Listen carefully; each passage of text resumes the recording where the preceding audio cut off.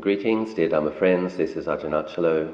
I'm very pleased to be able to share with you on this occasion, this Dhamma sharing and reflection, commentary on the Anattalakkana Sutta that was given while on retreat in Malaysia.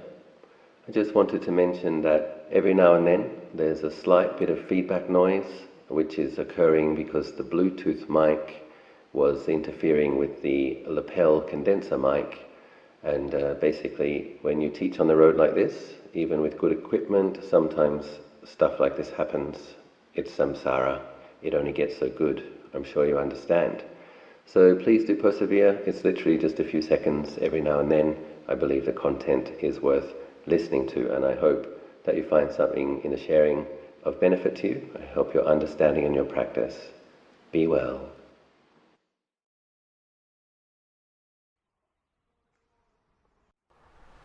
Today's talk is going to be primarily about the Anattalakkana Sutta, the discourse on not-self, which we have been chanting together in evenings, on a couple of evenings. Now we can contemplate the meaning of those words. It is a teaching which is peculiar to Buddhism, and very important teaching. At the same time, it's not just a matter of understanding the teaching and the concept, it's how we investigate it, how we apply it, with what attitude. So that's a bit tricky, but in thinking in terms of other religions, I think in Hinduism, Brahmanism, you have this idea of becoming one with God. Atman. So it's not that you abandon yourself, it's that your self-view, your attachment to a self-view.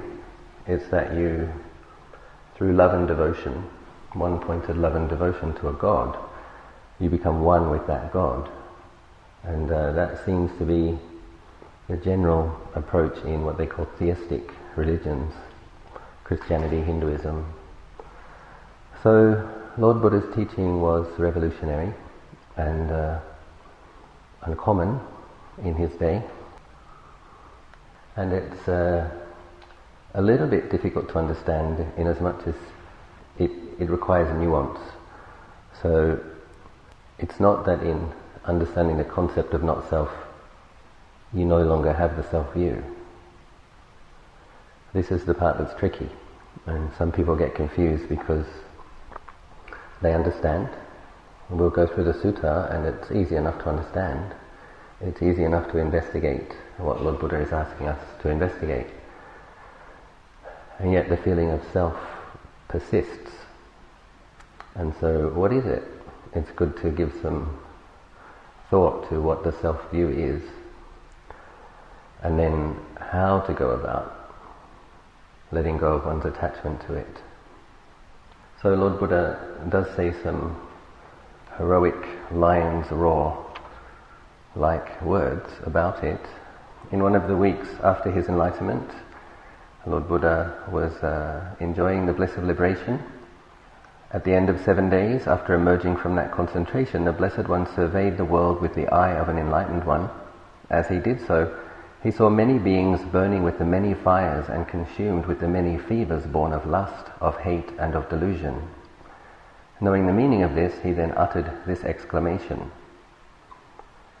"This world is anguished, being exposed to contact. Even what the world calls self is in fact ill. For no matter upon what it conceives, the fact is ever other than that. The world whose being is to become other is committed to being, is exposed to being, relishes only being. Yet what it relishes brings fear, and what it fears is pain.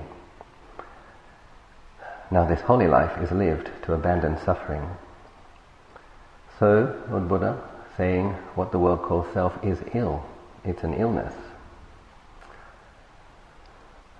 Because of it, because of our attachment to it, we are exposed to contact. What kind of contact? Sense contact. You have a body and a mind, and you think it's a self, then you're grasping at it, and then you have sense contact. Sense contact or is always either pleasant, neutral, or unpleasant. Even the pleasant constantly changes. We're always separated from the pleasant. So sometimes Lord Buddha explains the pleasant as also suffering, because it contains within it the fact that when we get separated from it, we will grieve it, we will miss it. So then after another week under the Bodhi tree, contemplating what he had attained and enjoying the bliss of his liberation, he uttered another verse. Seclusion is happiness for one contented, by whom the Dhamma is learnt and who has seen. Friendliness towards the world is happiness for him who is forbearing with living beings. Disinterest in the world is happiness for him that has surmounted sense desires. But to be rid of the conceit, I am, is the greatest happiness of all. So 8 lines, but with profound meaning, which you'd expect. Lord Buddha's just become enlightened, and he's been meditating for a week under the Bodhi tree, and he is having his profound experiences and realizations. But in this paragraph, there are some interesting suggestions about attitude. Seclusion is happiness for one who is contented. So contentment is an attitude. And Ajahn Chah once said in Thai, "Kwam rui yuti po jai," wealth depends on contentment. If you are content with it, you are wealthy. He also said on another occasion that he's never met a truly wealthy person. People were confused because by the time he was famous, he did know wealthy people. But what he said was, I only ever meet people who still think they don't have enough. That's what he meant by it. I've never met a wealthy person. I've only met people who want more. Friendliness towards the world is happiness for him who is forbearing with living beings. So, with regards to our attitude, in the way that we contemplate not-self, there are suggestions here about contentment. There are suggestions here about being forbearing and friendly. So this is where we have to understand that the attitude of loving kindness and the practice of loving kindness, which starts with feelings of kindness towards one's conventional self and others' selves, that's the foundation upon which we contemplate not-self. So if you understand that the self-view is a very powerful thing, remember Lord Buddha considered not teaching it because he thought that people aren't going to get this. Beings are so committed to perceiving things in terms of self and other. It's like if we were fish, it's the water that we swim in. We can't see it. We perceive everything in terms of self, so it's very difficult to see and experience not self. It can be done with training, and that's what Lord Buddha teaches. But how do you do it? So if you try to destroy the self-view, I once knew a young man when I was a young man, 19, and we had done some meditation retreats, and he decided that he was going to practice not self. He wasn't going to be a self. Self isn't real, it's a delusion, so he was going to practice not self. So he actually went crazy. And so that's the kind of thing that can happen if you do this with a wrong understanding, wrong attitude. You can't destroy it. It's like, okay, so let's just accept that it's an illness that we have. It's an illness that we have, so how do we live with the illness while we treat it? I think that's and at the same time you don't hate it, and you don't resent it. So when we acknowledge that it's an illness, we don't have contempt for it. So we try to have compassion. Just as if a friend had cancer, you wouldn't hate the cancer. You'd have compassion for the person with the cancer. So I think this is a good attitude. We have this illness. We have the conceit of I and mine. And we're very attached to it. So you have to steward the healthy functioning of the self to the degree that you can. And a healthy self is a self which knows contentment, which knows how to be humble, generous and kind, forgiving, patient self.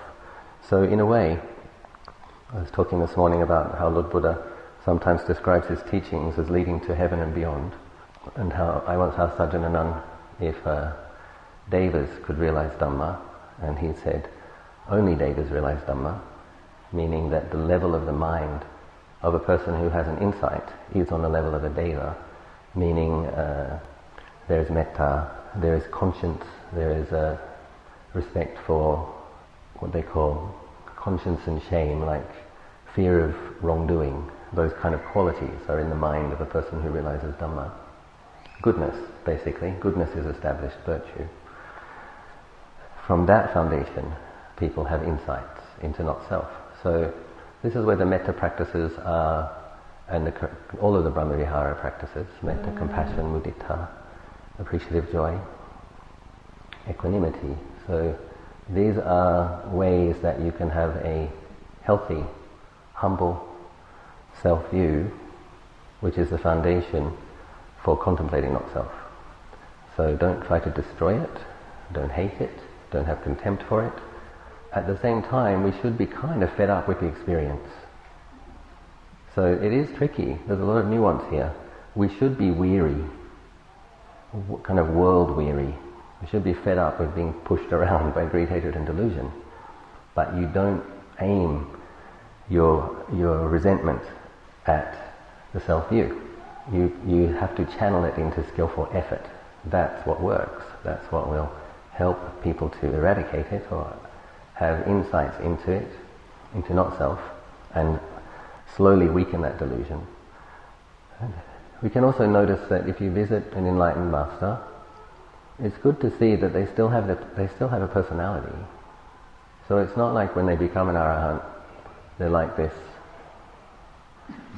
pristine white glacier, cold, empty. I destroyed it all, I got rid of my conceit. Now you should do that too. They're often very humorous. I've seen my teacher literally slap his thigh laughing when something funny happened. So conventionally there still is funny things. And they have quite distinct personalities. The thing is, they know it's not the truth. That's not where their liberation isn't in the personality. The liberation is their realization of the unconditioned that knows conditions as conditions without being confused by them. But even Lord Buddha, most of the sutras, or many sutras, start with, when the courteous and amiable speech was over, Lord Buddha addressed such and such. So basically he would have a chat with people. How are you doing? How are the crops? How's the kingdom? And then teach them, and oftentimes people became realized. So we're not going to try to destroy it, we're not going to hate it, we're not going to have contempt for it. At the same time, we're not going to indulge it.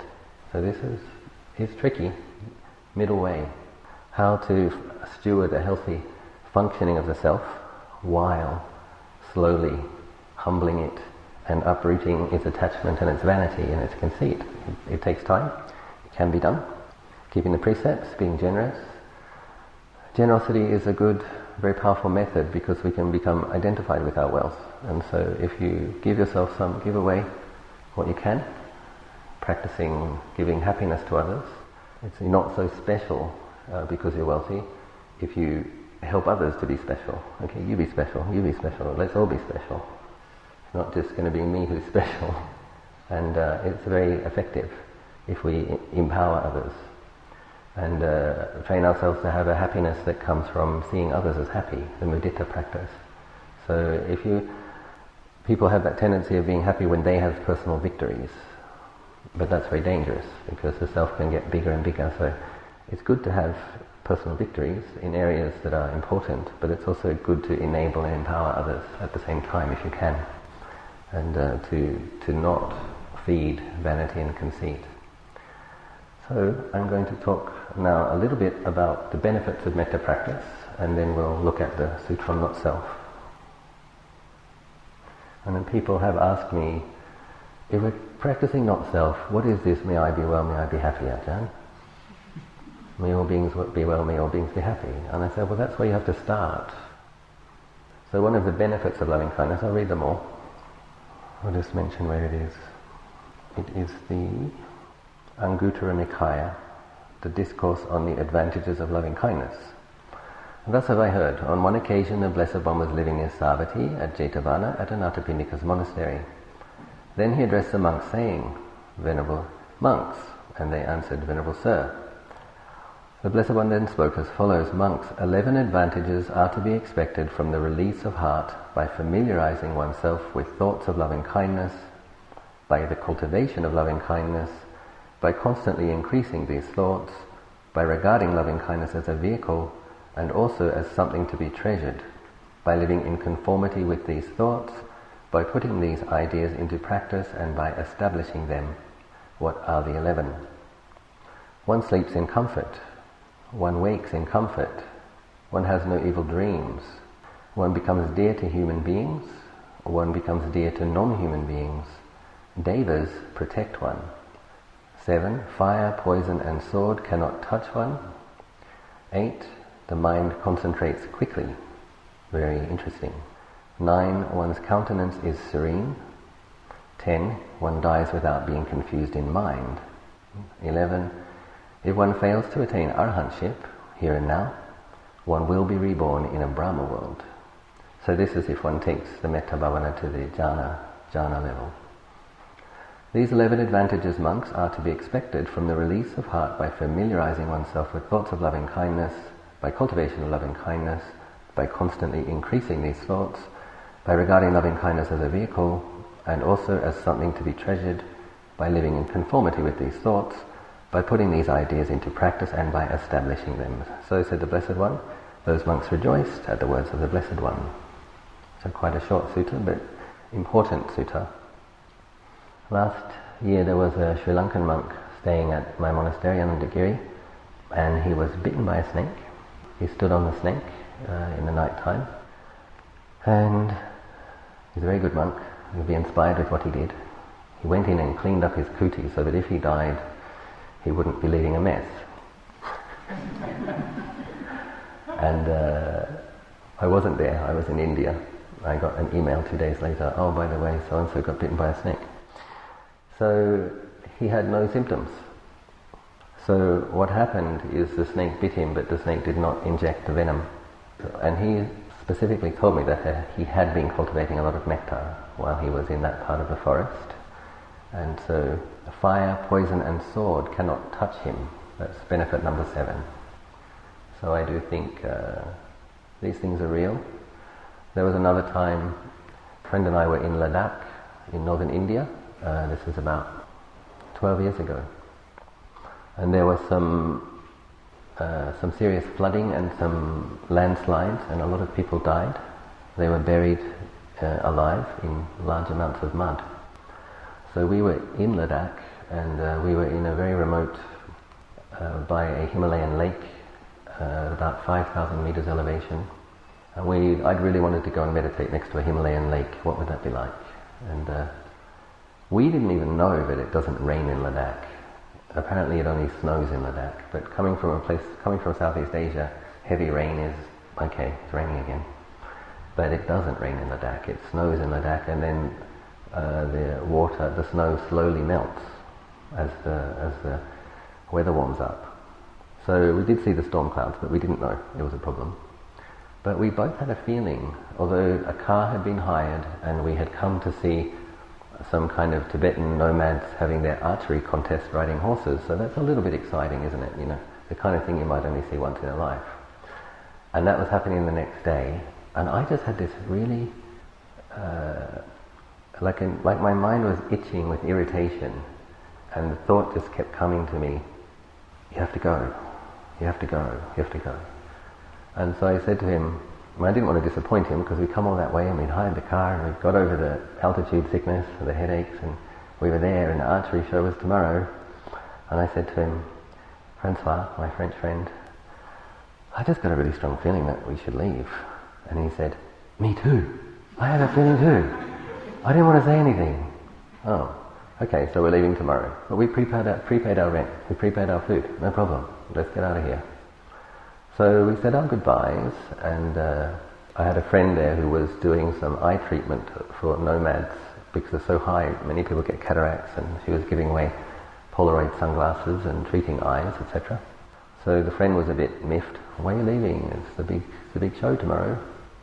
We just have to go. And so anyway, we did leave.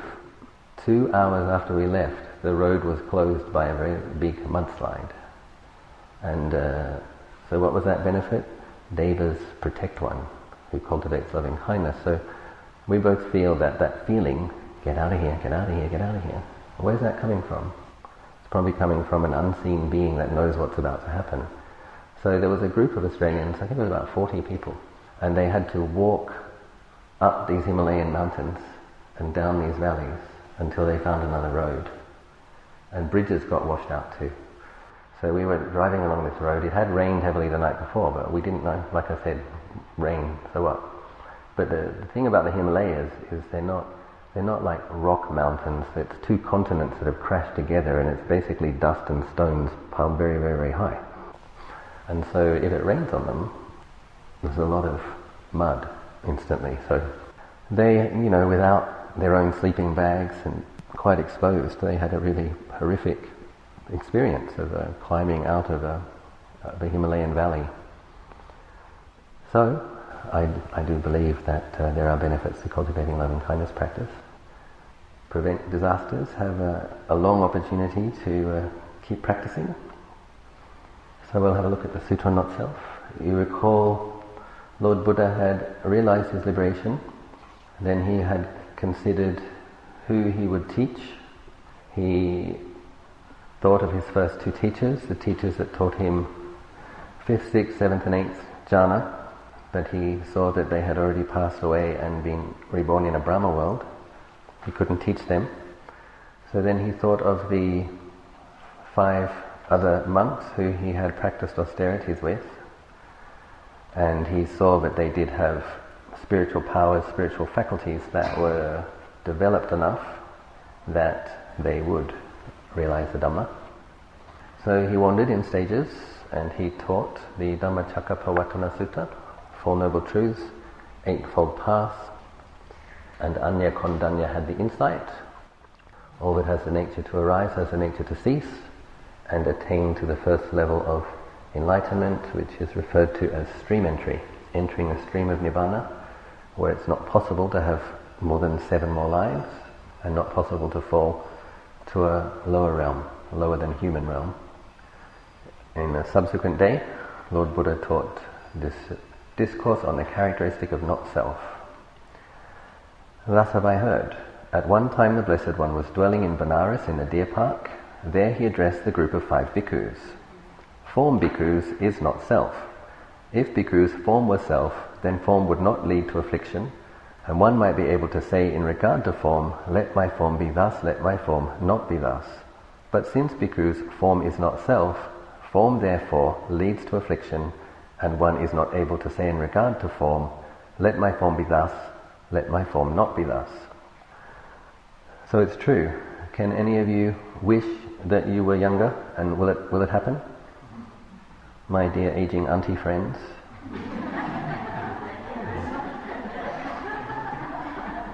Don't worry, I'm an aging uncle. We don't have much control over it, do we? If you get sick, can you just wish that the illness goes away? Arthritis, various things. I can't wish the hair back onto my head. It's okay, I let go. Feeling is not self. If, because feeling was self, feeling would not lead to affliction. And one might be able to say in regard to feeling, let my feeling be thus, let my feeling not be thus. But since because feeling is not self, feeling therefore leads to affliction, and one is not able to say in regard to feeling, let my feeling be thus, let my feeling not be thus. So, have any of you, when you had shoulder pain, back pain, knee pain, simply had the thought, go away, and did it go away? Interesting. Perception is not self. If bhikkhus, perception was self, perception would not lead to affliction, and one might be able to say in regard to perception, let my perception be thus, let my perception not be thus. But since bhikkhus perception is not self, perception therefore leads to affliction, and one is not able to say in regard to perception, let my perception be thus, let my perception not be thus. So the way we perceive things, often conditioned by past memories, past experiences, and very deep impressions. So, I don't know if you've had that experience, but sometimes, we want to be kind, we want to be good people, and sometimes you meet somebody and you just don't like them, and they haven't done anything wrong, and you really wish you could like them, but you don't. Has anyone else had that experience?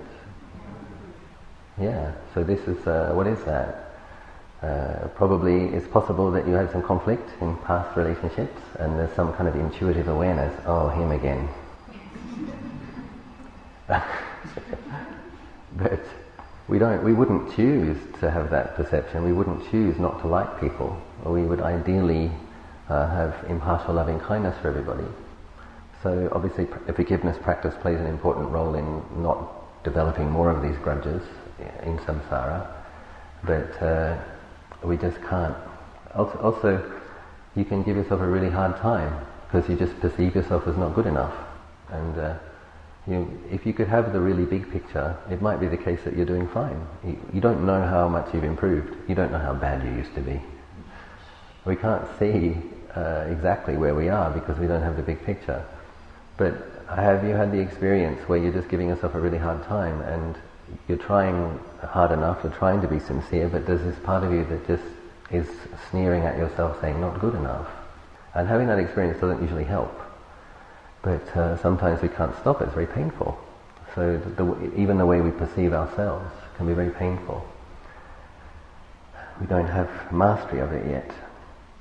Mental formations are not self. If bhikkhus, mental formations were self, mental formations would not lead to affliction. And one might be able to say in regard to mental formations, let my mental formations be thus, let my mental formations not be thus. But since bhikkhus, mental formations are not self, mental formations therefore lead to affliction. And one is not able to say in regard to mental formations, let my mental formations be thus, let my mental formations not be thus. So if you could, you would only have kind thoughts, thoughts of loving kindness, compassionate thoughts, wise thoughts. How often do you come to meditate, your mind's fairly peaceful, you're intending to have a peaceful meditation, and after 5 minutes there's an unwholesome fantasy happening? I'm sure, has anybody had that experience in the last week? Yes. So we have to train them, but we do not yet have mastery of them. Consciousness is not self. If bhikkhus, consciousness were self, consciousness would not lead to affliction, and one might be able to say in regard to consciousness, let my consciousness be thus, let my consciousness not be thus. But since bhikkhus, consciousness is not self, consciousness therefore leads to affliction, and one is not able to say in regard to consciousness, let my consciousness be thus, let my consciousness not be thus. So as a young monk, I remember a small thing could trigger a depression, and depression could last 3 or 4 days. And it was very frustrating because the thing that was happening wouldn't seem to justify becoming so dejected. And I would assume that this is karma, so some karma that had to be worked through. But you want to have energy for practice, you want to be diligent, you want to put forth a lot of effort, and a depressed mind is a difficult thing to work with. So that's a kind of a consciousness, isn't it? The mind becomes depressed. Then similarly, if you can absorb into a jhana, that's a kind of consciousness, the mind that is absorbed in bright radiant states. Eventually you probably will be able to absorb into various absorptions at will, but at the moment we can't do it. So, not self. What do you think about this, bhikkhus? Is form permanent or impermanent? Impermanent, Lord. But is that which is impermanent painful or pleasurable? Painful, Lord. But is it fit to consider that which is impermanent, painful, of a nature to change, as this is mine, I am this is myself, it is not, Lord? What do you think about this, bhikkhus? Is feeling permanent or impermanent? Impermanent, Lord. But is that which is impermanent painful or pleasurable? Painful, Lord. But is it fit to consider that which is impermanent, painful, of a nature to change, as this is mine, I am this is myself? It is not, Lord. What do you think about this, bhikkhus? Is perception permanent or impermanent? impermanent, Lord. But is that which is impermanent painful or pleasurable? Painful, Lord. But is it fit to consider that which is impermanent, painful, of a nature to change, as this is mine, I am this is myself? It is not, Lord. What do you think about this, bhikkhus? Are mental formations permanent or impermanent? Impermanent, Lord. But is that which is impermanent painful or pleasurable? Painful, Lord. But is it fit to consider that which is impermanent, painful, of a nature to change, as this is mine, I am this is myself? It is not, Lord. What do you think about this, bhikkhus? Is consciousness permanent or impermanent? Impermanent, Lord. But is that which is impermanent painful or pleasurable? Painful, Lord.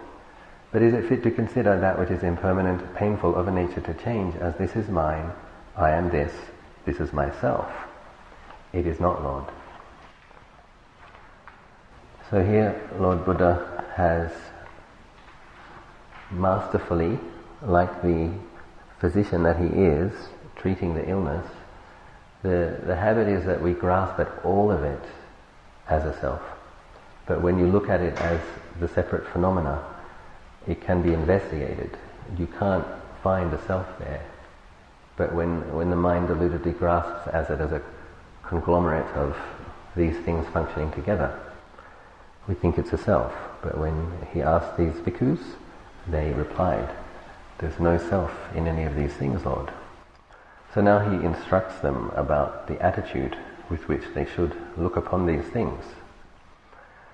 Wherefore, bhikkhus, whatever form there is, past, future, present, internal or external, gross or subtle, inferior or superior, whether it is far or near, all form should, by means of right wisdom, be seen as it really is thus.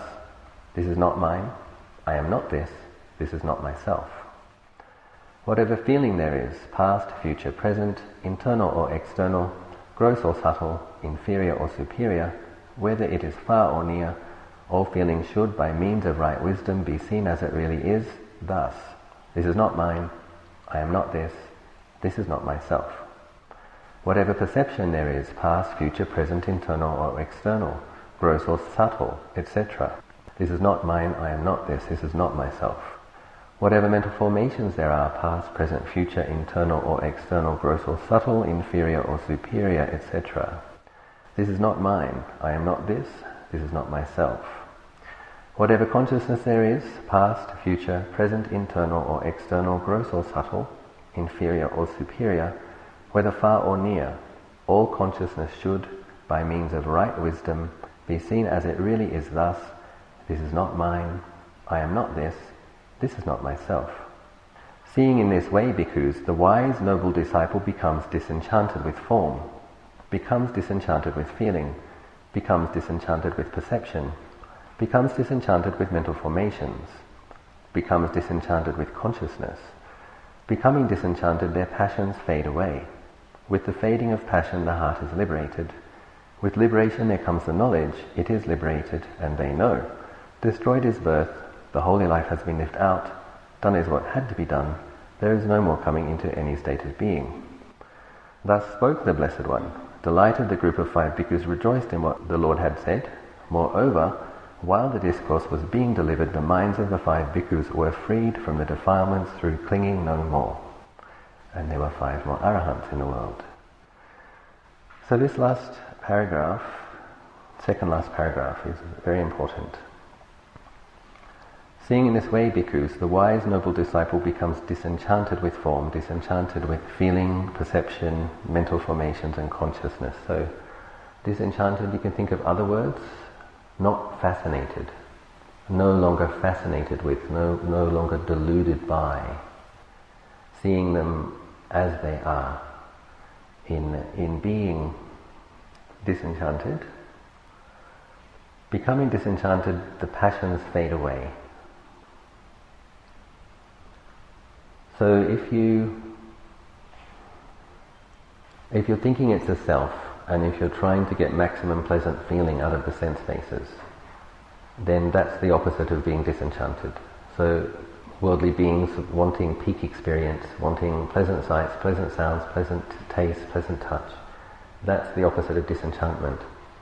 seeing that all feelings change. Pleasant feelings become painful feelings. We have to be separated from pleasure, etc. Then one loses the commitment, the deluded obsession with trying to have only pleasant experiences, because you can't. And even the pleasant will change and become suffering. So this is this attitude of contentment and delighting in seclusion. Disenchantment starves the passions. So with the fading of passion, the heart is liberated. What is passion? Greed and hatred. Three types of cravings. Craving for, craving not for, craving for being. So with the fading of passion, the heart is liberated. So this is our precepts. Keep the passions within a safe container, and if they get weaker over time, and you keep up your practice, spiritual powers get more powerful, and you're able to have more and more mental pleasure. And when you have the peace that comes from good mindfulness, good concentration, good wisdom, you're not interested in the inferior pleasant feelings that come from the sense bases. You are more interested in the more pure, more refined pleasure that comes from mental cultivation. But it's a process. But very important to hear this message, because our assumptions are very deep and very strong. Most people wouldn't think that the path to liberation is one of disenchantment and dispassion. You would think, be generous, be kind, be nice, have faith. There's a kind of a commitment to trying to be happier. Buddhists want to be nice, good, happy people. And examples like the Dalai Lama, he is very happy. He invested a couple of million lives into that. For a lot of people, happiness is... I personally don't like the idea of striving for happiness, because it's very difficult to have an unchanging happy state. I prefer encouraging people to aspire to be peaceful and to have well-being, because with the kind of karmas that we have, that's an achievable goal. But it's an important thing to understand that if you do feel weary and dispassionate, don't think something's going wrong. This is probably a sign of growth, and it's something that personally I prefer to teach 8, 9, 10-day retreats than one-off talks to lay people, because I often feel like I can't tell people what the teachings really are as far as I understand them. Because people want to be affirmed, and people want empathy for their suffering, and basically it's a serious practice, and encourage people to become dispassionate and disenchanted. That's not what they're coming to the Dhamma talk to hear, is it? The thing is, dispassionate towards worldly things, disenchanted with worldly things. What's occurring in the mind is becoming more and more peaceful, more and more rapturous, more and more content. So the process is, the more you can see that this stuff isn't worth grasping at, isn't worth identifying with, you do get fed up with it. There is a sense of sense contact, sense bases, feelings constantly changing, having a body and mind constantly exposed to all of this contact, praise and blame, gain and loss, pain and pleasure, all of it. It is weary. But when the mind is cultivated and you have more mindfulness, you have more concentration, that which is becoming disenchanted, that which is becoming weary, is actually becoming more and more blissful. So that's an important part. And I like to give this teaching 2/3 into a retreat, because people by now have some experience of what it's like to have less passion, to be less fascinated, and you can actually feel that you are more contented. So if you want to define happiness as contentment, patience, well-being, clarity of mind, okay, that's a happiness that I encourage people to pursue. But in a way, the dispassion is what's forcing us to let go. We've been hanging on very tightly, and we've been fascinated with it. We've misperceived it. We've thought that it was a source of happiness and pleasure. We've had a closer look at it, and we're saying, oh my goodness, there's so much more pain than pleasure. it's really not worth it. You contemplate, and the more you contemplate that, you're experiencing your inner refuge, a more dependable tranquility, serenity, clarity. You begin to see that when you let go of this, there's less pain actually. You thought that it was going to give you pleasure, but when you start to let go of it, there's less pain. And so the dispassion and the weariness is what's allowing the mind to come inwards, because it's letting go of its fascination with outward things. It's able to reel itself in. When it reels itself in, it has more energy. The 5 spiritual powers, your faith deepens with a deeper understanding of this practice really works. And in reining the mind in, being less fascinated with sense objects and ideas of success and becoming, these kind of things, more and more of your mind's natural energy is present. It's not being dissipated out the 6 sense doors. And then you start to experience samadhi and tranquility and peace. And so the disenchantment and the weariness orients the mind in a direction where it actually will finally fulfill its aspiration to be peaceful and happy, liberated. But it's not in a worldly way. It's not through praise or gain or pleasure or fame. It's through disenchantment and dispassion and putting things down. So as Luang Por Chah said, if you let go a little bit, you have a little bit of peace. If you let go a lot, you have a lot of peace. If you let go completely, you'll be completely peaceful. And the path to be able to let go is what Ajahn Chah also says: when you want to meditate, you meditate. When you don't want to meditate, you meditate. When you're lazy, you meditate. When you're diligent, you meditate. When you're peaceful, you meditate, and when you're not peaceful, you meditate. So I offer this for your reflection.